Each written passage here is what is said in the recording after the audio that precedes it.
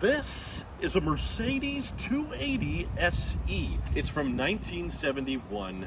This car is about 52, 53 years old. It's older than me and my wife combined. It belongs to my father-in-law. It's the only car we're able to drive while visiting the sunny state of Florida. But as fashionable and as stylish as it is on the outside, there's a lot to learn from car interior design perspectives. After driving a modern vehicle for the past few months back home, a 2022 Tesla Model 3, now jumping back 50 years to see how cars were designed. There's been just a couple of modifications here and there, but quite eye-catching on the outside. We've certainly gotten a lot of compliments whenever we've parked along the beach. Lots of people love looking at it, and I think that it's hard to find vehicles that are old enough to not be modern, but also old enough to still be classy. There's a lot of old cars that didn't age too well, but I feel like this one aged like a fine wine, at least when it comes to exterior designs and curves. But once you come inside the vehicle, that's where I feel like there's a lot to be desired. I mean, it's still impressive that we should just acknowledge for a minute this car drives. Like, it does technically move. It can get you from point A to point B. Even 50 years after it was built, you can still drive to pretty much any local gas station and there's fuel for it. But in terms of how comfortably it can get you from point A to point B, I mean, for one, these seats,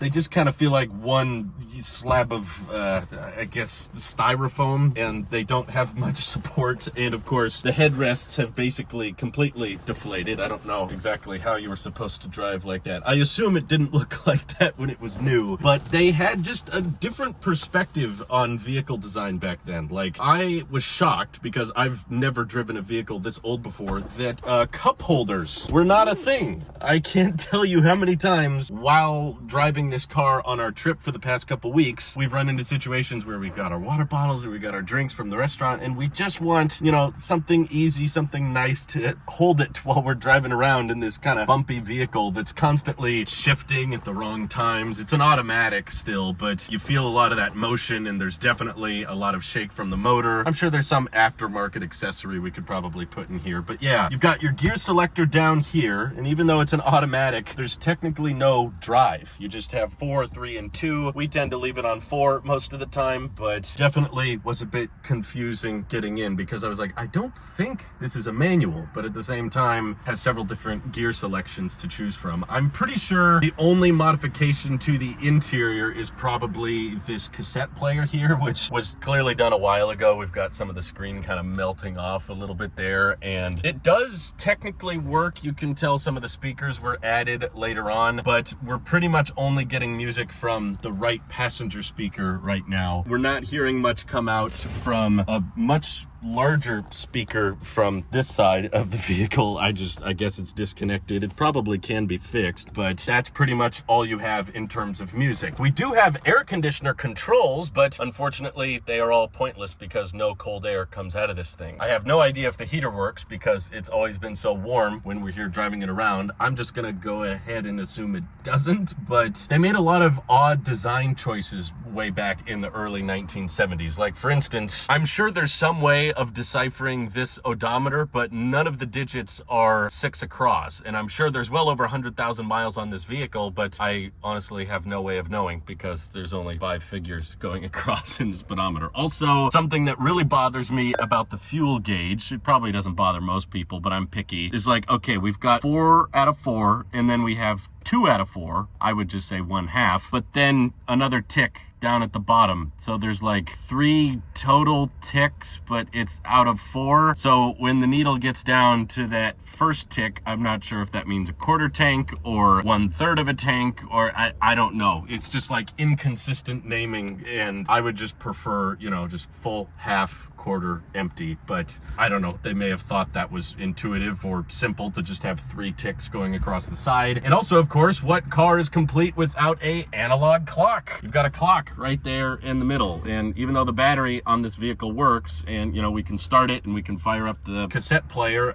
the clock does not work. That is not the right time, and even when we fix it, it just doesn't move. So the other thing that's unfortunately not working in this vehicle that makes it a lot harder to drive at night is the interior lighting. So when it's dark outside, like this does nothing. And basically you have no idea how fast you're going. You have no idea how much gas you have when you're driving around in the dark, because all of this is just pitch black. Honestly, probably a pretty dangerous vehicle to drive around late at night. So we try to keep it around when the sun is around. So what are all these other buttons for? Oh, I have no idea. This is for like the headlights. I don't know what that does. I'm too afraid to find out. But the headlights are just this switch here. I'm not sure what the other clicking does, but I always click it to here. And then kind of like normal cars are today, if you want brights, you still just push this blinker toggle forward. The blinker stock. You just push it forward like that, and that's how you turn on your brights, although I can't tell a huge difference between the low beams and the high beams. And they even have pretty intuitive windshield wiper controls, which is right here. So you just push inward once and then they're on. You push inward again and they're off, and this controls the speed. But they're two separate wipers moving in different directions, which is kind of different from most cars. Pretty much any old car I've ever driven and new cars just have two wipers that move in sync with each other, I believe, so they can just use the one single actuator. But this has two that are moving in opposite directions when you turn them on. But they do work. We did get a fair bit of rain when we were driving around, and they kept the windshield fairly clean. But moving a bit forward, I've noticed the steering wheel in this vehicle is huge. And I'm sure maybe at the time some people liked having a big steering wheel. Maybe it feels like you're in charge or in control. But honestly, I find it very, very annoying and frustrating, especially when you're doing a tight turn. I feel like I have to grab a lot more, and it feels rather tight, so I don't feel like I can turn on a dime. Even though the turning radius of this vehicle is pretty good, it's just a lot more to be moving around. And clearly this kind of like fake leather stuff has kind of cracked and not aged particularly well over the years. Same thing with the wood in the top dash. Like, this stuff has just like completely burned over the 50 years. It looks like it was on fire at some point, although I don't think there was technically a fire of any kind. I think this is just old hot wood that's been sitting in the sun, which is why we try to put the sunshade in the front of the vehicle as much as possible. But yeah, feels like a bomb went off in here. And we still have like some wood paneling that's not being completely held together, part of the door frame as well. So maybe it was popular in the 70s, but today I'm just gonna say it. Don't put wood on cars. I don't care if it's fake wood, compressed wood. It just doesn't age well over the long haul. But even some of this fake leather stuff, while it feels very deflated and light now because the cushioning material is likely all disintegrated away, the sun visors, they work. Even though they're missing the kind of clips that hold them in. I broke this one, so unfortunately. Sorry, Dad. But it still holds. It still holds up because I guess the metal arm that's holding the sun visor stays stiff enough that you can hold it down, move it however you want, and then when you're done, folds back up and it's out of the way. So it could be worse. I've had Hyundai Sonatas from 2006, 2007 that part will break and they'll just fold down and you can't put them back up. So, do you think this is original?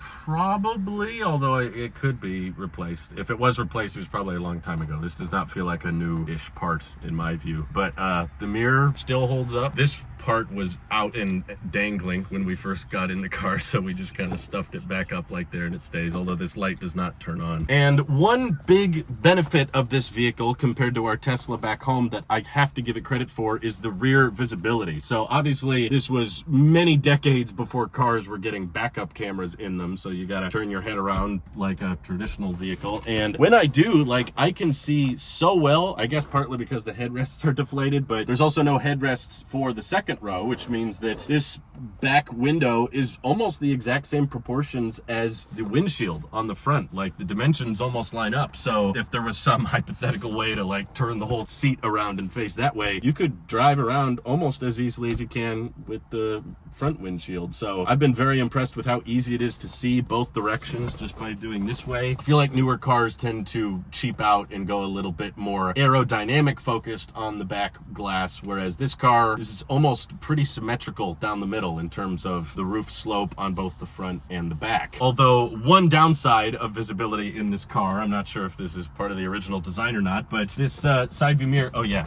hand cranked windows, which the driver's side window opens pretty easily, but the other windows, which we've had to open in the past because it'll get all misty and the windows will be covered with water, they're very hard to crank over the years and almost impossible to crank back up. Like, we felt like we were gonna break the car trying to roll the windows up. But these side view mirrors are pretty small, and luckily I can just adjust them like this because it's right outside the window, which is nice. But I noticed very quickly once I started driving the car, there's only one. They don't have one on the other other side, which actually feels like quite a dangerous omission when you're trying to merge into the right lane, because you won't see a car coming, so you kind of have to turn your whole head around, make sure you're clear. You can't just glance over like you're used to in most vehicles. So I don't know if they thought that was... I don't think that's original. I don't know what happened to the other mirror. Probably broke off. I guess we'll just have to live with that. Over here, we have a little ashtray for you smokers out there. I'm not sure what this does. Is this like the little...